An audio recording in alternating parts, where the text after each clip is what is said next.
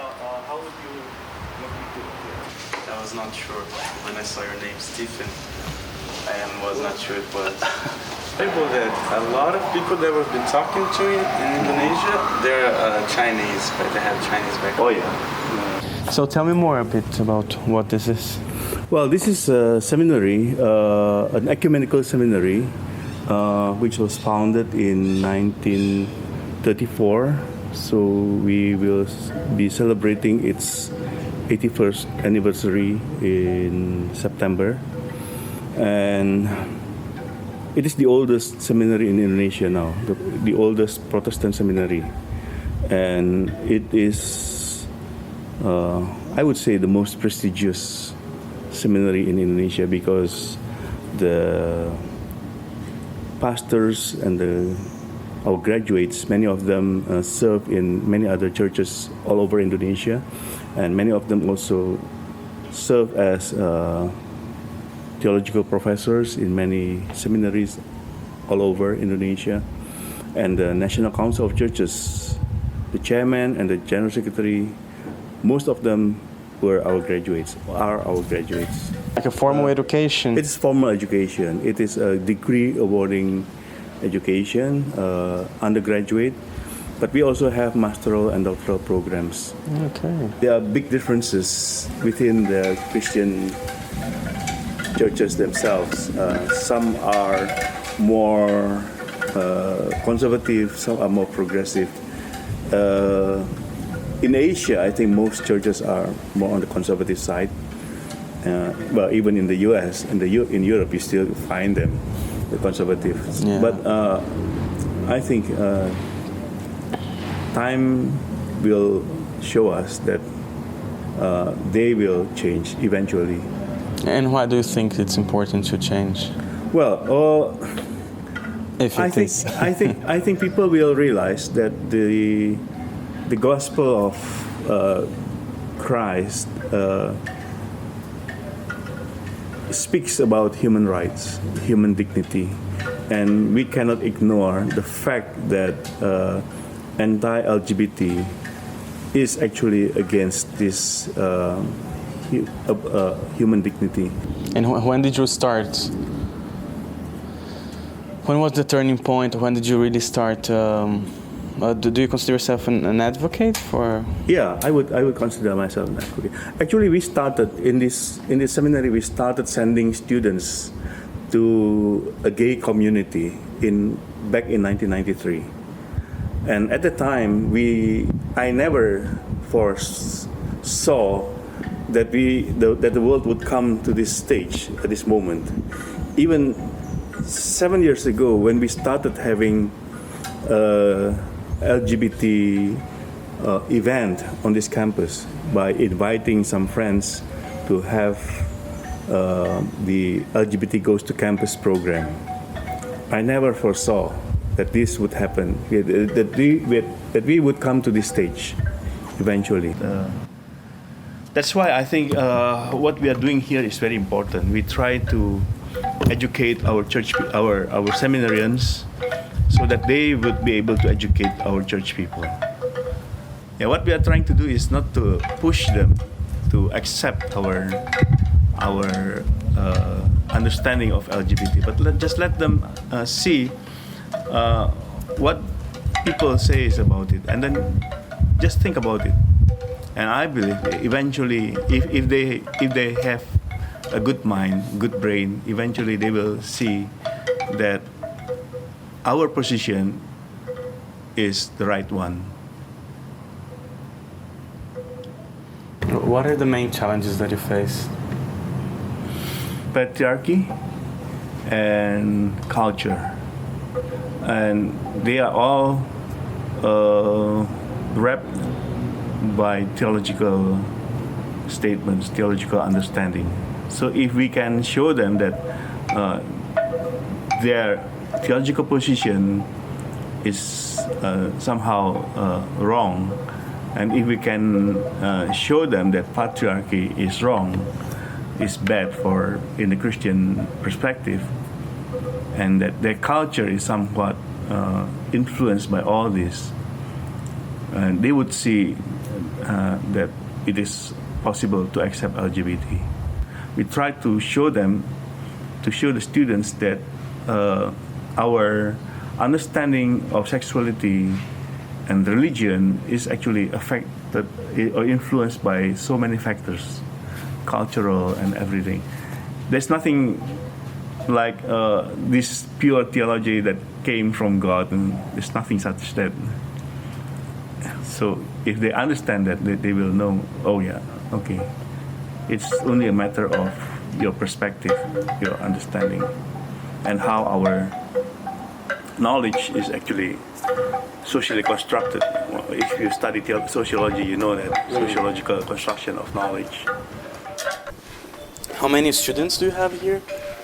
In the We whole have school? about 300 students, Okay. And how many would take that class? about 12. Okay. And usually, what's the profile of these students? Most of them are female. Female. Yeah, females are. I think women are more open to LGBT issues, because I believe they are more compassionate. Males sometimes they use their brain too much, but actually they don't use their brain.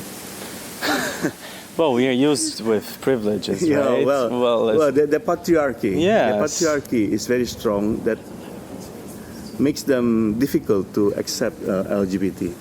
And how do you interact with other religions in Indonesia? Yes. Or at least to the pro-LGBT ones? Yes, with Islam, quite strongly.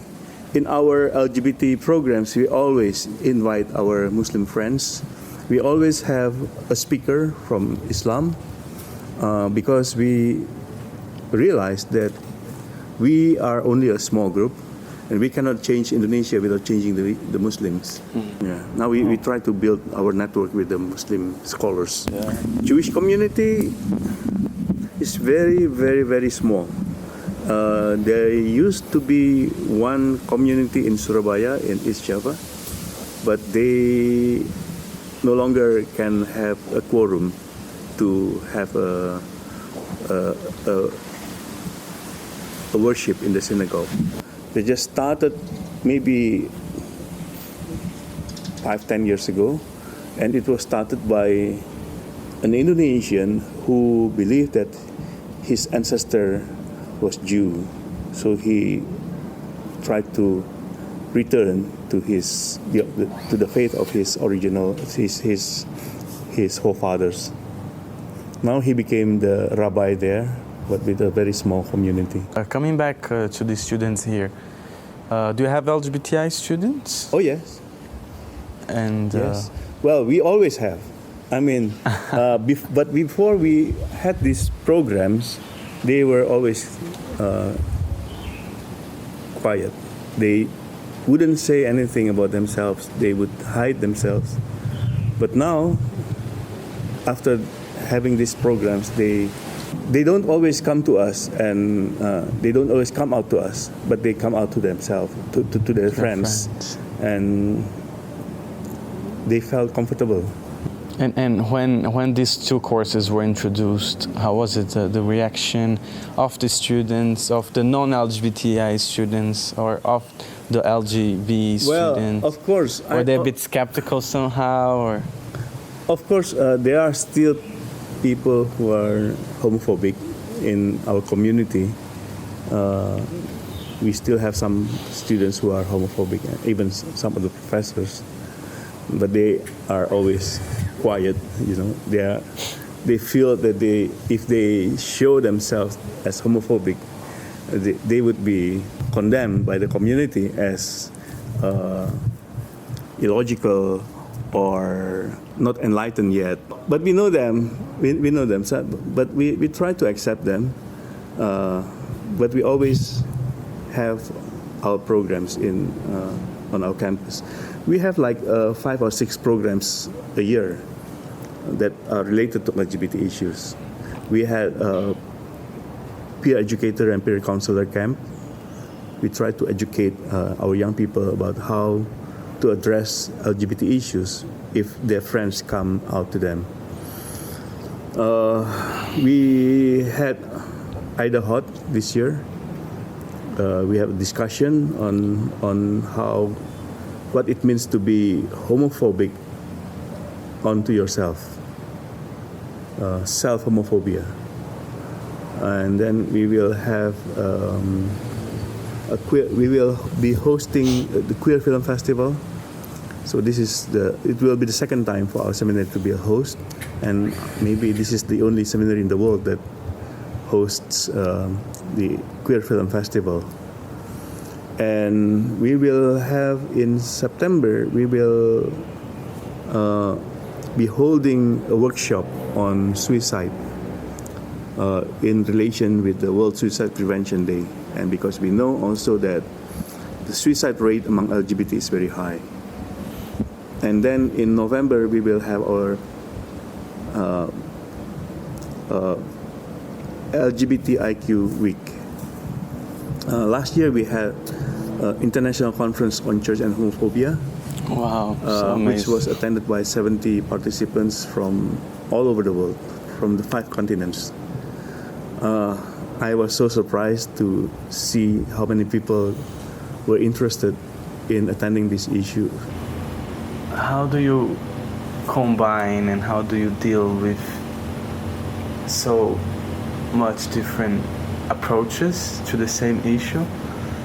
When you travel, for example, if you go to another seminar where they are Well, would be totally against. I have to be very careful. I don't raise those issues. I mean, even to churches, I'm very, very careful because, you see, our seminary depends very much on the contribution from our churches. So if they stop the contribution, our seminary will die. So we have to be very, very careful. I'm trying now at the moment to approach the LGBT issues from the issue of suicide. This is what we are trying to do with this workshop. We try to study why people commit suicide, and we try to show them that the rate is so much higher among LGBT. And then we'll ask them to think, why do you think this happened? Why do LGBT people commit suicide? And just stop there and just let people think about it.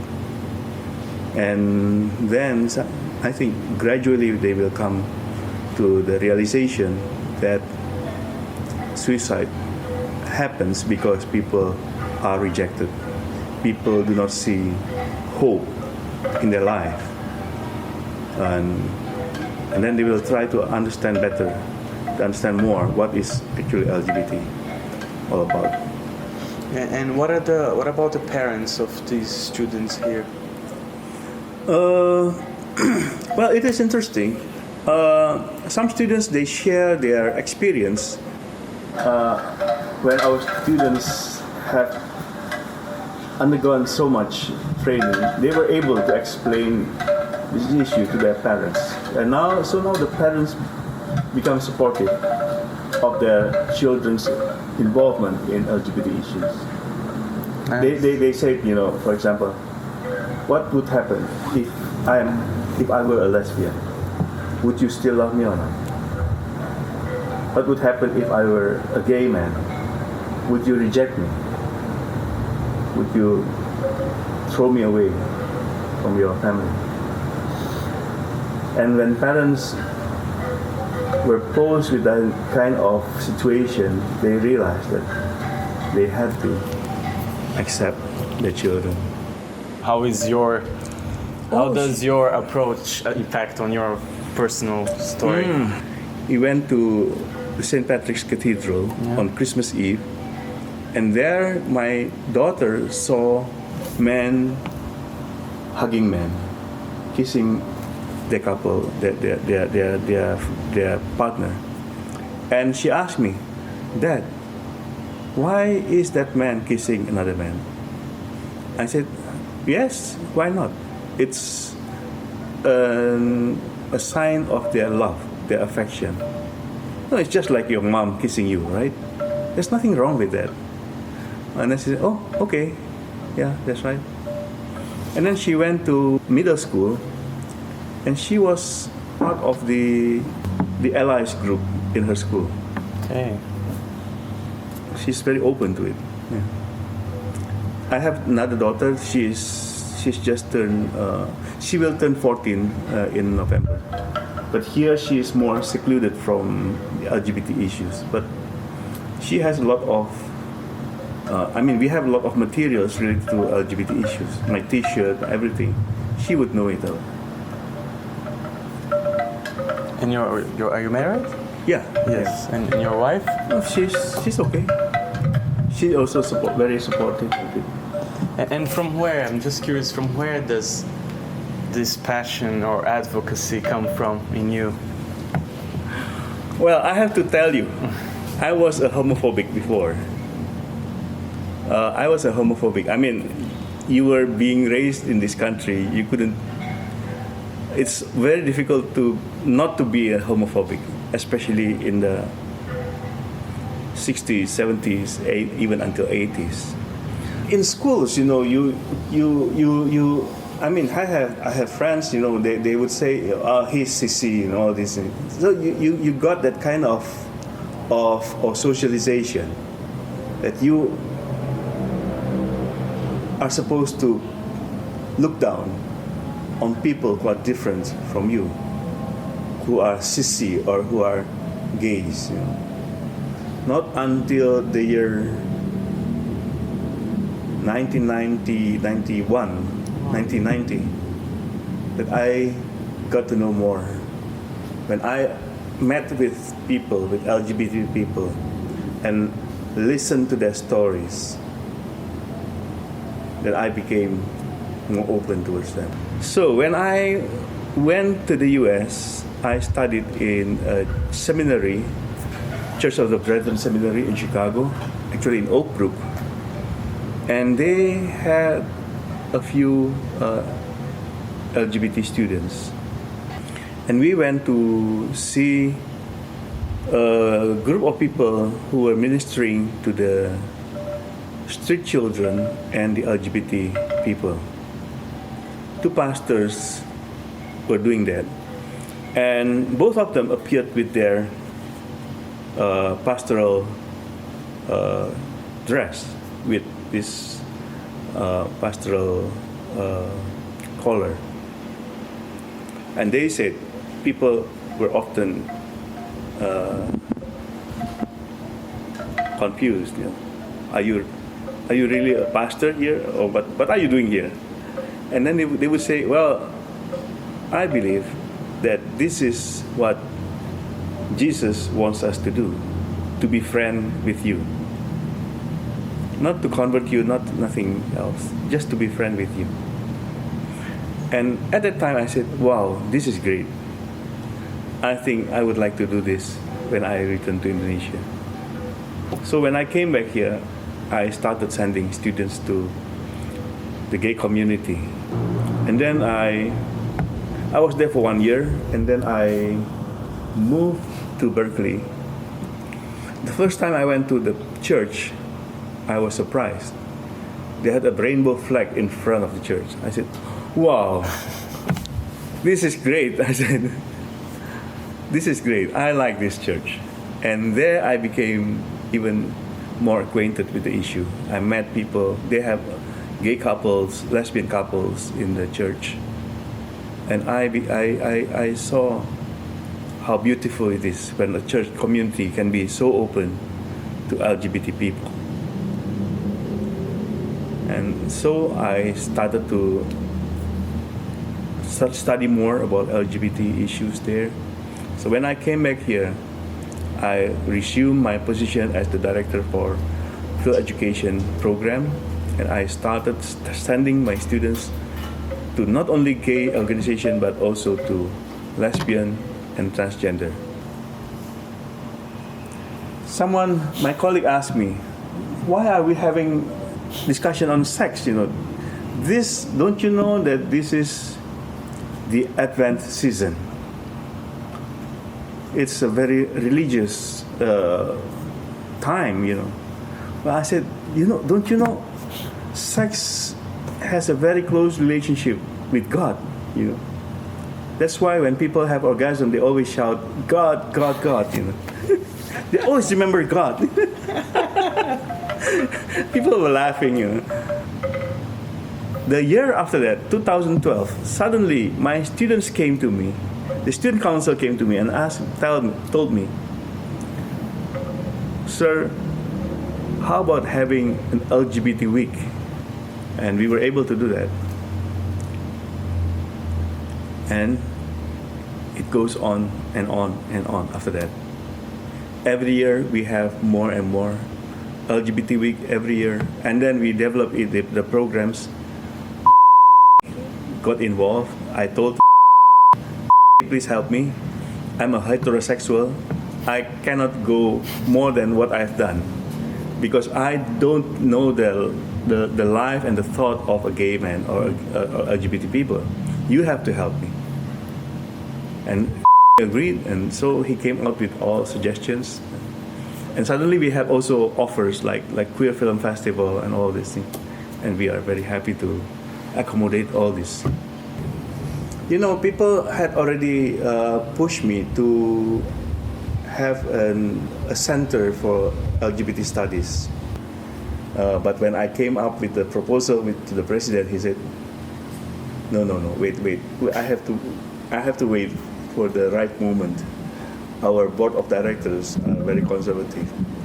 So maybe I'll let the next president to officially declare that the center is open. But with or without the center, I think we are already doing so many things in the seminary. So the perspective is to open a center here. Yeah. When would that be? Well, it's interesting. In Busan, we went under the name Center for Gender and Sexuality Studies for Church and Ministry. So the center is already there, open in Busan, Korea. But here in Indonesia, we cannot use the name yet. Do you have any comments on like what are your perspectives on LGBTI issues and also relation to faith in Thailand, Myanmar, Singapore, and Vietnam? Or well, the churches in those countries are very, very conservative, I think. Thailand, Singapore, Vietnam,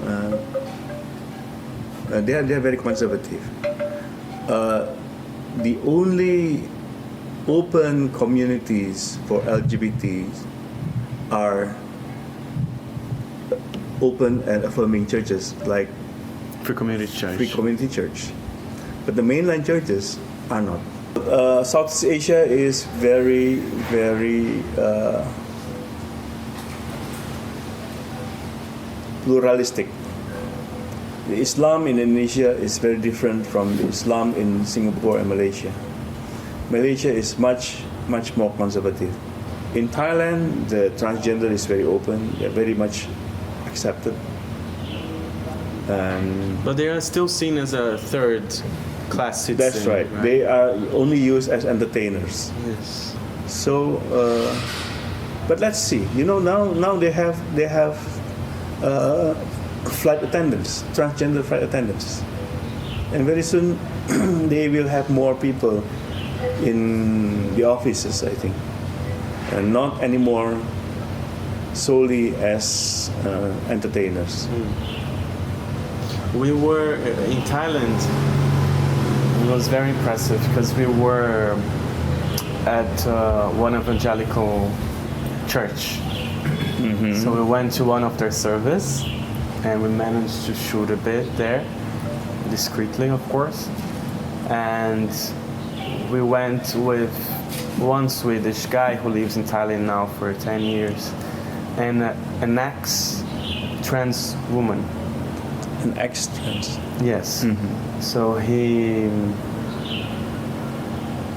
was raised initially as a boy and then transitioned to a woman, and then found out about Jesus, and listened to the words of God. It's His words, and went back to a man, right? He meant the wrong Jesus. Yeah. Here in Indonesia, we try to make the mainline churches open towards LGBT issues. It's interesting. I think Indonesia will be among the first to be open towards LGBT issues. Just recently, the General Secretary of the National Council of Churches made a statement that the state should be able to accommodate same-sex marriage. Last year, in December, our denomination tried to make a statement of faith, a confession of faith of the church. And there was one article that states that we should not discriminate against so many people, including LGBT. But that part, including LGBT, was removed because some people say it would lead to same-sex marriage. But it's interesting because after that, there were requests coming from congregations to us to help them understand what is LGBT all about. So I'm quite positive about it, that Indonesia will become among the first leading country where LGBT is accepted by the churches. When you say church, refer to? My denomination is Indonesian Christian Church, Okay. which is Reformed or Presbyterian. There is another big group, big Christian group, the Indonesian Christian Church, the Christian Church of Western Indonesia. They, in 1995, made a statement, an article of faith that condemned LGBT. But last year, they invited me to speak about LGBT because they said they wanted to revise their position. The younger generation of pastors now have understood better that it is wrong to discriminate against LGBT. So they wanted to remove that statement. What's the percentage of Christians in Indonesia? Well, it is difficult. The government official statistics is like 8 to 10%. And in regards to your positive expectation for the future, how do you see that the rest, the other 90%, will join these forces? Well, I think we are just beginning to have a more open discussion on this issue. We wish we could have more of these people in our own community. And I believe it is coming. People will change. But of course, it will take time. It will not happen tomorrow, but maybe 3-5 years from now, things will change. How is the evangelical community here in Indonesia? Increasing, or like in my country, where it creates tensions in different spheres? Evangelical Christians have been used as a channel to promote theological positions that were raised in the US or in the West. But let us see what will happen next, because even the evangelical churches in the US are changing too. I once had this friend of mine on Facebook. He said, "Now, I want to leave my church because it is now open to LGBT." Okay, now I said, where do you want to go to? The Catholic Church? You know, there is a gay Catholics. The Pope said this. The Orthodox Church, you have gay Orthodox. Perhaps you would like to consider Jehovah's Witness. They don't approve same-sex marriage. Go and join Jehovah's Witnesses. Or maybe the Mormons, I said. What did he say? It's interesting. A few months after that, he supported LGBT issues. And from where does this hate come from?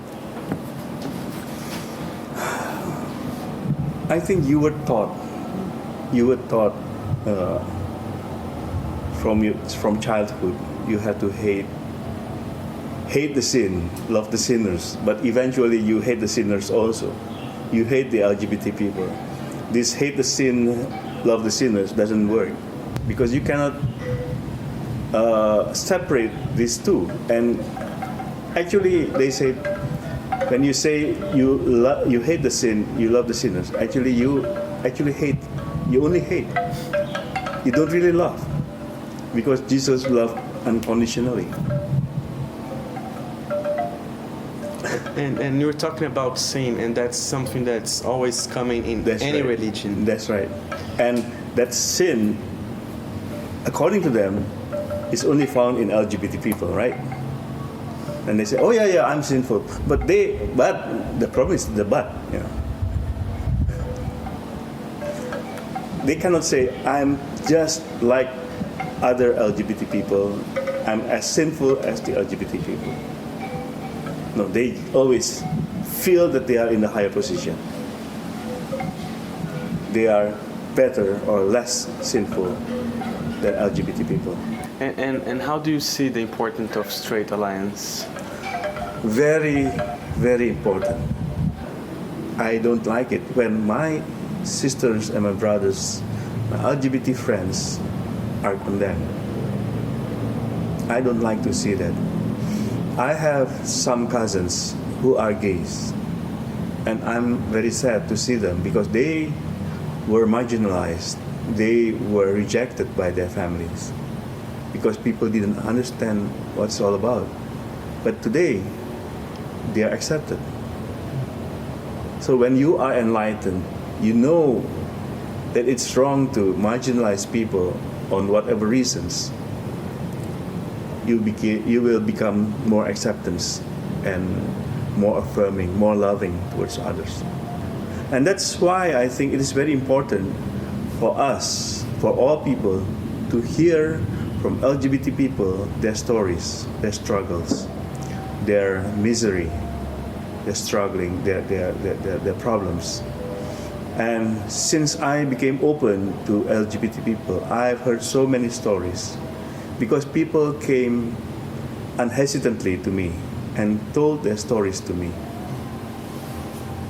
And I felt that I became more convinced that this is a ministry that I had to take up. Yeah, that's why I said it's very important to bring up the stories. Now, when people ask me to speak about the LGBT people in churches, I would always start this way. I don't know why you invite me, because this is a very divisive issue.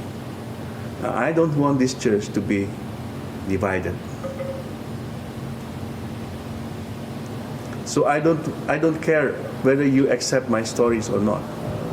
But as long as I am able to provoke you to think, I'm happy enough. Recently, someone sent me an email, 2013. In September 2013, somebody sent me an email. He said, my father is a church elder. I've been struggling with my sexuality. I think I am bisexual or maybe gay. But I don't know how to come up to my parents because my mom told me I'd rather commit suicide than having a gay son. Okay, I said, that's fine, but if you think you need help, please come to me. I'm open.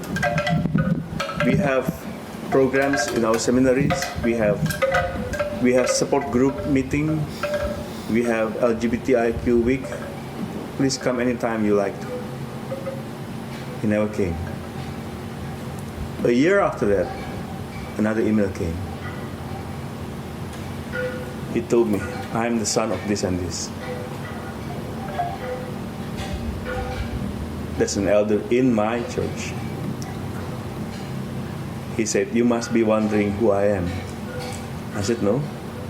I don't care who you are. I don't want to know. I don't want to know. I only wait until you feel safe enough to come up to me. But I'm not looking for anyone. When you feel safe enough to come up to me, we can talk. And yes, he came. Thank you. Thank you. Yeah, great shirt.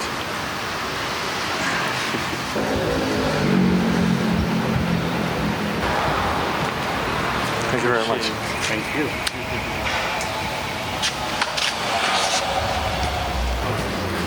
Where are you going? Getting a taxi. I'll try this. Thanks so much. Welcome. Bye-bye. Goodbye. Thank you very much.